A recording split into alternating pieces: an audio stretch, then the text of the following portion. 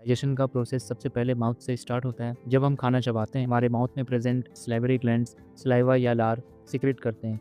इस सलाइवा के अंदर टाइली नाम का एंजाइम होता है, जो फूड में प्रेजेंट स्टार्च को शुगर में ब्रेक डाउन कर देता है। जब हम खाना निगलते हैं, तो वह एसोफेगस यानी आहार नाल से गुजरता है।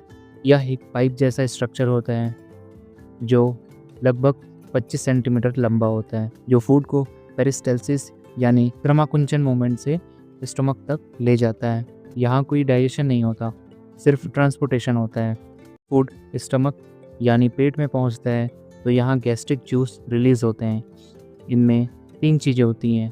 पहला है HCl या हाइड्रोक्लोरिक एसिड, ये बैक्टीरिया को मारने और एंजाइम को एक्टिवेट करने का काम करता है।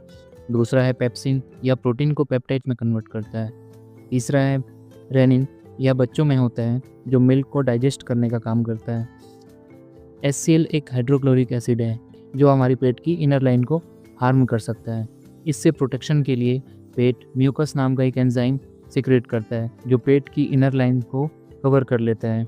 स्मॉल इंटेस्टाइन, यहाँ मेन डाइजेशन और एब्जॉर्प्शन होता है। ये डाइजेस्टिव सिस्टम का सबसे लंबा और इम्पॉर्टेंट पार्ट है। यहाँ 3 जूसेस मिलकर फूड को कम्प्लीटली डाइजेस्ट कर देते हैं। पहला है बाइल जूस, ये लीवर से रिलीज होता है और गॉल ब्लैडर में स्टोर रहता है। यह फैट को छोटी छोटी ड्रॉपलेट्स में ब्रेक डाउन कर देता है। इसे इमल्सिफिकेशन कहते हैं। पेनक्रियाटिक जूस, ये पेनक्रियास से रिलीज होता है। इसमें 3 एंजाइम्स होते हैं। पहला है एमाइलेज, जो स्टार्च को माल्टोज में कन्वर्ट कर देता है। दूसरा है ट्रिप्सिन, जो प्रोटीन को पेप्टाइड में कन्वर्ट कर देता है। तीसरा है लाइपेज, जो फैट को फैटी एसिड और ग्लिसरॉल में कन्वर्ट करता है। फिर इंटेस्टाइनल जूस, जो छोटी आंत में बनती है। इसमें 4 एंजाइम्स होते हैं। पहला है माल्टेज, जो माल्टोज को ग्लूकोज में कन्वर्ट करता है। दूसरा है सुक्रेज, जो सुक्रोज को ग्लूकोज और फ्रुक्टोज में कन्वर्ट करता है।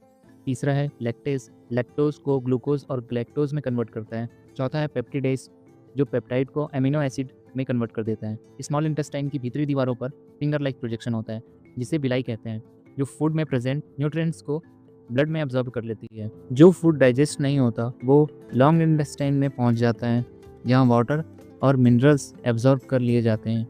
बचा हुआ वेस्ट पार्ट फीसिस कहलाता है, जो रेक्टम में स्टोर होता है। आखिर में अनडाइजेस्टेड वेस्ट एनस के थ्रू बाहर निकल जाता है। इसे इंजेस्शन कहते हैं।